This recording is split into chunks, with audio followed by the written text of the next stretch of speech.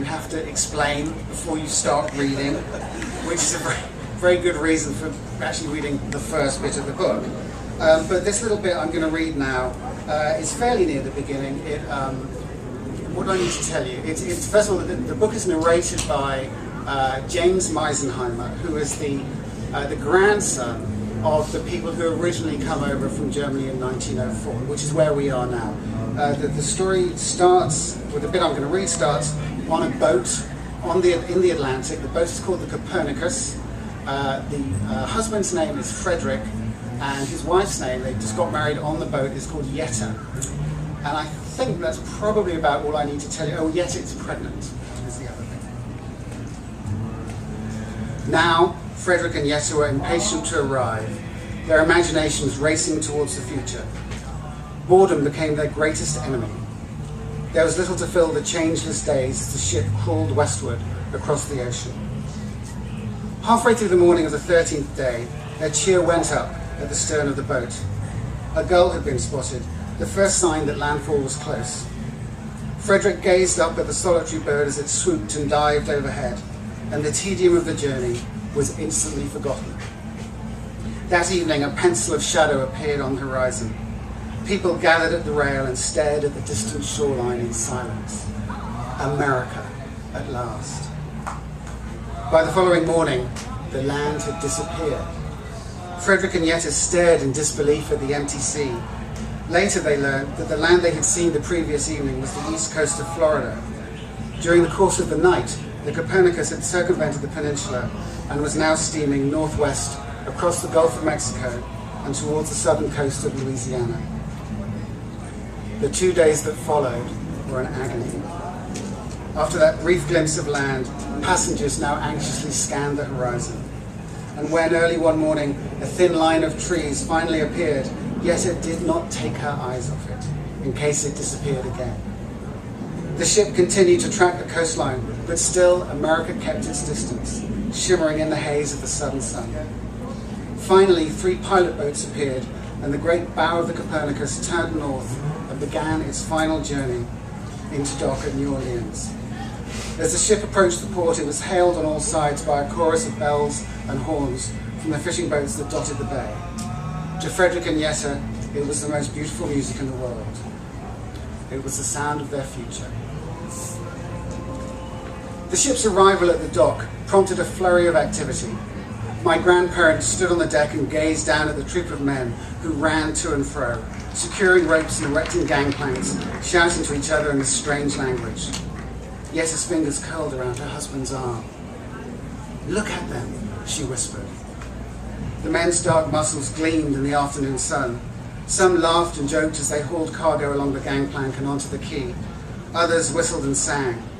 Frederick thought of the grim-faced men at Bremen who had silently loaded the same cargo 2 weeks earlier. His heart ballooned. What sort of a country can this be, he wondered, when even the hardest jobs are performed with such joy? When Frederick and Yetta arrived on shore, there was a fresh battery of inspections and interviews. Frederick entered his name and occupation in a large ledger and signed his name with an exuberant flourish. A few years ago, on a trip to New Orleans, I went to the Louisiana Historical Society and found the book my grandfather signed. Its heavy covers were sheathed in decades-old dust, its spine a mosaic of fragmented leather. The paper was ochre stiff beneath my fingers and pungent with the smell of creeping decay. And there it was, Frederick Meisenheimer, Angestellter, clerk. Next to it the date, June the 5th, 1904. Page upon page of faded signatures preceded this entry, and page upon page followed. Our story was just a single line in this vast narrative of hope. Every family had begun their journey here before spreading out in waves across the country on the crest of their immigrant dreams. Frederick's signature was utterly unreadable, a defiant, optimistic scrawl. I traced a finger across the faded ink. As part of the price of their tickets, the steamer company had booked each passenger one night stay in a hotel immediately opposite the docks. That evening, Frederick and Yetta ate at the hotel restaurant. In the middle of the room stood a table groaning with food. There were hams dotted with cloves, thick dark slabs of Creole pork, vast platters of fried chicken, piles of shrimp the size of a child's fist and coated in fiery red sauce, and ribs, more ribs than you could imagine, glistening, sweet and brown. There were huge ears of corn shining with butter, potatoes fried and boiled, buckets of green beans, and, at the center of the table, a huge bubbling pot of jambalaya. There was a hill of white rolls so fresh that they spilled steam, and plates of fresh fruit, oranges, bananas, mangoes, thickly sliced pineapples, plums. Yetta and Frederick piled their plates high and then went back for more. They were silent as they ate, every mouthful a new eruption of strange flavors. Their lips tingled with the kiss of spice. When the meal was over, Yetta let out a small moan, equal parts distress and satisfaction. "I've never eaten so much in my life," she said. "I need to lie down." Frederick looked around him. Some passengers were still eating, blinking in astonishment as they chewed. His first night in America. He sat at the bar and drank a glass of cold beer and thought about the new world waiting for him outside the hotel. He pushed his empty glass across the counter and stepped out into the street. It was murderously humid, even though the sun had long since gone down. Frederick stood for a moment on the street corner. He caught the sharp aroma of fresh tar from the nearby docks, and then the sweet scent of bougainvillea drifting by on a languid breeze.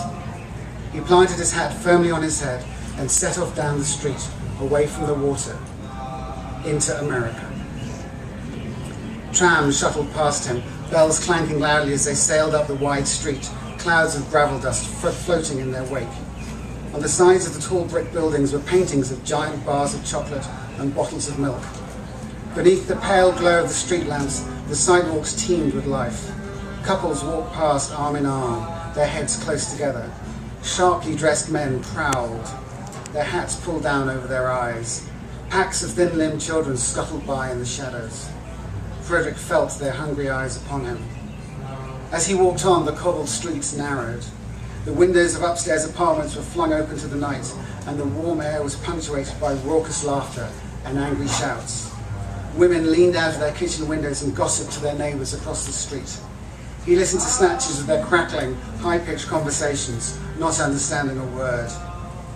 After an hour or so, Frederick sat down on a bench and rested. He was thirsty and hot. He wiped his brow and thought about returning to the hotel. Just then, the sound of a cornet floated through the air. And this was not the sort of dry fugue that echoed through Hanover concert halls. The instrument had been unshackled. It spiraled upward, a whirlwind of graceful illusion and complex melody. The music streaked into the night, every note dripping with joy. He stood up and followed the sound. Halfway down a nearby street stood a building lit up like a beacon, bathing the sidewalk in its warm glow. A sign hung over the door, Chez Benny's. The music spilled out of open windows. As he approached, Frederick could hear other instruments, clarinets, a trombone, a banjo. He peered inside and saw a large room crammed with people, some at small tables, others dancing, some standing. At the far end of the room, 6 musicians stood on a stage. The cornet player was at their center, his eyes tightly closed as he blew his horn. Staccato flurries of notes ripped into the night, ragging the up-tempo tune. Behind him, the other men were swinging in a sweet, scorching counterpoint of rhythm and harmony. The cornet player bent his knees like a boxer as he delivered each new blistering line of attack. Hot glissando shimmered in the air, tearing up the joints. After a moment, Frederick became aware that a tall black man was watching him from the front door of the club. He took a step towards Frederick and said something. Frederick shook his head in apology. "No English," he mumbled. The man said something else, which, to his astonishment, Frederick understood. And it took him a moment to register why. The man was speaking in French. "We're full," he said, his accent fragrant with the echo of elsewhere. "Who is that?" asked Frederick in French, pointing through the window. "You can't come in. We're full." "But I just want..." "Are you blind?" said the man angrily. "This club is for blacks." Frederick blinked in surprise. He turned and looked again at the audience. "You can't come in," said the man again. "I've never heard such music before," said Frederick. He looked back at the stage. One of the clarinet players was soloing now, a wailing chorus of glee. "Who is that cornet player?"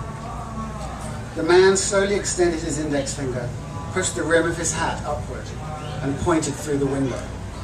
The cornet player stood at the side of the stage, his instrument tucked under his arm. He was clapping his hands and stamping his foot in time to the music. "That," said the man, "is Buddy Bolden." Sometime later, Frederick retraced his steps to the hotel, the sound of the strange music still echoing through his head. It was like nothing he had ever heard before, chaotic and loud, but full of hope and life. A perfect new music for his new country. Yetta did not stir as he climbed into bed beside her. The fresh linen felt cool on his skin, the bed wonderfully wide and soft. Frederick stared into the darkness, listening to his wife's calm breathing. Any lingering homesickness had been eradicated by his first excursion onto the streets of America. Everything he had seen had been unimaginably different from the dry, dour streets of Hanover, and to his surprise, he was not sorry in the slightest. He was smitten by the beguiling otherness of it all. And so began my grandfather's rapturous love affair with America, an affair that would continue until the day he died.